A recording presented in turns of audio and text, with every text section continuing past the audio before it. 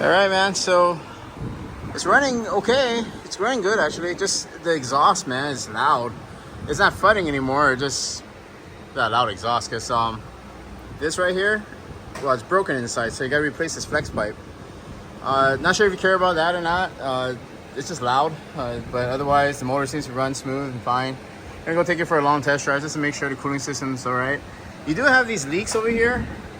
A lot of it was coming from that distributor. That's the reason why I told you to change it. But if you look back here, this is your intake manifold, and up between there you can see it looks like the valve cover is leaking from the back. Not too sure if you care about that or not.